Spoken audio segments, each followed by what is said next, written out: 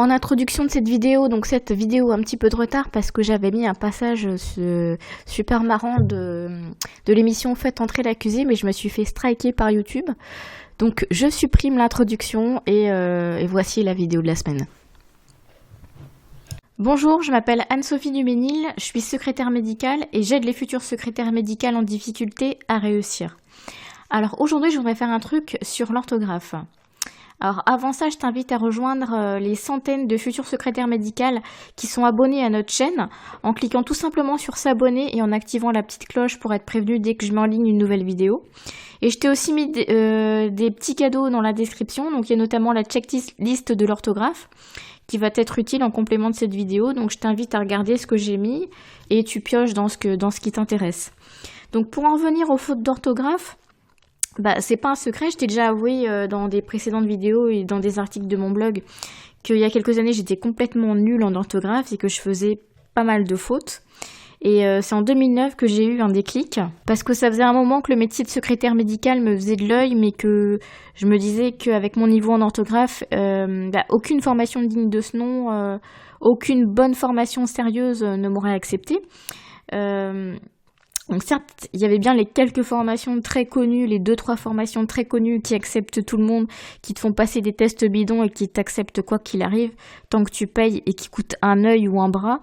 Mais c'était hors de question de mettre une fortune et de faire un crédit ou de payer en plusieurs fois pour une formation de merde. Donc à ce moment-là, je vivais à Paris, donc j'avais plein de librairies, de bibliothèques à mes dispositions.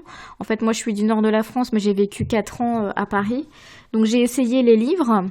Mais il n'y a pas de méthode pour s'améliorer. En fait, c'est que des règles rébarbatives à apprendre par cœur, des trucs hyper compliqués, les nœuds au cerveau, quoi.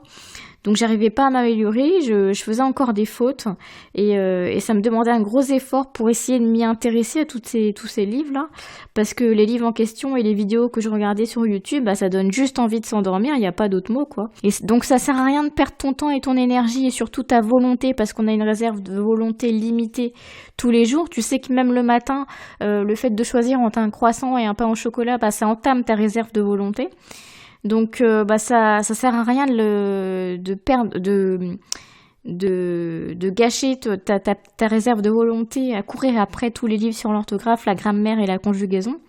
Parce que les organismes de formation, du moins ceux qui délivrent des cours sur l'orthographe, parce que sinon c'est que c'est vraiment pas sérieux, un organisme de formation en secrétariat médical où il n'y a pas d'orthographe, ils vont te balancer plein de tableaux sur l'orthographe avec des tas de règles et tout ça à retenir, mais sans tenir compte de ton niveau à toi. Et pour définir ton niveau, il faut faire ce qu'on appelle un audit de ce que j'appelle ton capital orthographe. Donc ce qui signifie que pendant une semaine ou un mois, tu vas devoir soit faire des dictées, soit tu as l'habitude d'écrire dans ta vie, donc tu dois écrire. Et je sais pas toi, mais moi j'y comprenais rien tellement c'était mal expliqué. La pédagogie, ça s'improvise pas. Enseigner, c'est pas donné à tout le monde, n'est pas professeur qui veut. Et il faut bien l'avouer, il y a des gens qui expliquent mal. Il faut bien choisir son formateur. Un bon formateur, c'est quelqu'un qui a envie de transmettre son savoir et qui sait se mettre à la portée de son élève en prenant en compte les différents styles d'apprenants qui existent. Parce qu'on n'est pas tous pareils. On appartient chacun à un style d'apprenant parce qu'il y a différentes façons d'apprendre en fonction des individus. Le deuxième problème que j'ai rencontré et qui concerne toutes les futures secrétaires médicales qui ont déjà un boulot, c'est que ça prend du temps de se former pour plus faire de fautes d'orthographe. Or, si tu vas apprendre toutes les règles de grammaire et de conjugaison comme le font les instituteurs à l'école, ça prend plusieurs années. Donc ma solution, comme je te le disais tout à l'heure, c'est d'appliquer ce que j'appelle la méthode, j'ai trouvé le nom comme ça, mais la méthode IKEA. Alors en quoi ça consiste ? Pourquoi IKEA ? Tu connais sûrement cette célèbre enseigne scandinave de vente de meubles en kit. Ils font des meubles assez jolis d'ailleurs pour un tarif très raisonnable, même si la qualité est pas toujours au rendez-vous. Moi, pour des raisons politiques, parce que j'ai une sensibilité écologique, j'essaye de pas avoir recours de déserter ce type d'enseigne et je préfère me reporter sur des vieux meubles que je retape ou que j'utilise directement tel quel.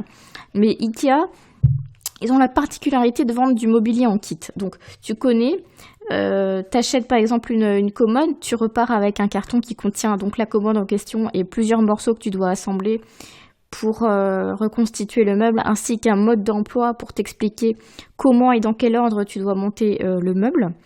Donc t'as pas besoin de t'inscrire à une formation pour monter ton meuble. T'as juste un mode d'emploi et t'as qu'à suivre une liste d'étapes simples pour pouvoir monter ton meuble. Et c'est cette méthode que j'ai utilisée pour plus faire de fautes d'orthographe. Donc je t'explique. Le rapport entre IKEA et l'orthographe, c'est que tu vas toujours avoir avec toi un cahier avec toi pour noter quand tu es en train de rédiger une phrase ou qu'il y a une phrase qui te passe par la tête et que tu te demandes si tu dois mettre par exemple et ou e accent aigu ou er par exemple. Et que ce cahier, il va être ton mode d'emploi de l'orthographe. Et donc, tu vas composer tes phrases comme tu montes tes meubles.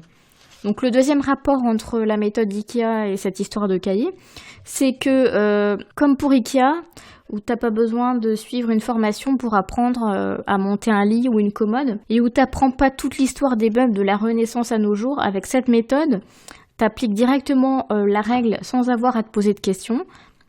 Et t'as même pas besoin de connaître les mots adjectifs, épithètes, subjonctifs, etc. qui sont une vraie plaie à comprendre, à retenir. Donc comment ça marche concrètement?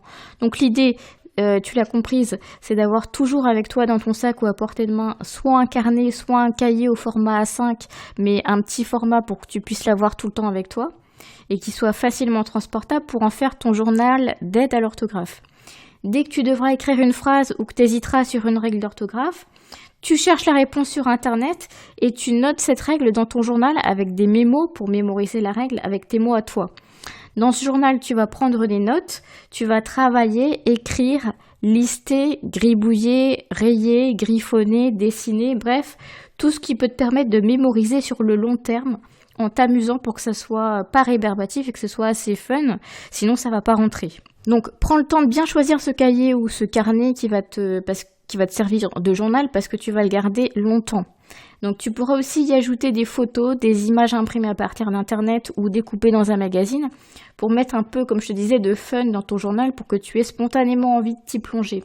Il faut presque que tu y deviennes accro à ce journal, comme par exemple à Netflix ou à Instagram. Les amatrices de mind mapping et de scrapbooking devraient d'ailleurs apprécier, je pense, le concept. Il ne faut pas que ça soit seulement des règles d'orthographe pures et dures, mais que ça reprenne tout ce qui te permette de plus faire de fautes. Il faut que tu t'appropries cet espace qu'est ce journal et que tu le considères comme un espace aussi bien physique que psychique qui soit bien à toi, qui te fasse du bien et qui t'accompagne vers ta nouvelle vie de secrétaire médicale qui fait plus de fautes d'orthographe. Donc voilà, dis-moi dans les commentaires si tu trouves que cette technique est utile pour toi. Moi, c'est celle que j'ai utilisée pour plus faire de fautes. Donc c'est une technique qui fonctionne. C'est pour ça que je te la livre. Et pour que cette technique soit vraiment efficace, il faut que tu te rendes compte qu'il y a quelque chose qui cloche dans ta phrase. Parce qu'il y a beaucoup de gens qui font des fautes d'orthographe, mais qui ne se rendent pas compte quand ils font une faute et qui croient que leur phrase est parfaite. Donc ces personnes ont plutôt besoin d'un accompagnement complet que d'une technique comme celle-ci qui exige de l'autonomie. Sinon, faut que tu suives une méthode pas à pas avec un enseignant qui t'apprenne toutes les règles de grammaire et de conjugaison. Mais contrairement à cette méthode, ça va pas être rapide, ça va prendre plusieurs mois, voire plusieurs années. Alors que moi, ce que je te propose avec ce journal, c'est vraiment en quelques semaines, voire quelques mois maximum, mais plutôt quelques semaines, ne plus faire de fautes. Donc c'est vraiment un raccourci. Voilà, donc je te remercie d'avoir écouté cet épisode. En complément, n'oublie pas qu'il y a tous les petits cadeaux que je mets à ta disposition dans la description. Donc il y a le workbook des futurs secrétaires médicales, il y a la checklist, j'arrive jamais à le dire, de l'orthographe, et il y a également la recette de la lettre de motivation gagnante qui a été un carton qui a beaucoup plu à tout le monde. Donc si c'est pas encore le cas, télécharge-les. Sinon, si tu es déjà inscrite depuis longtemps à ma liste email, tu les as déjà reçus. Mais si c'est pas le cas, c'est pour toi. C'est cadeau, c'est gratuit. Et n'oublie pas de t'abonner à la chaîne et de cliquer sur j'aime si tu as aimé cette vidéo. Je te remercie de l'avoir écoutée et je te dis à très bientôt pour une prochaine vidéo. Salut!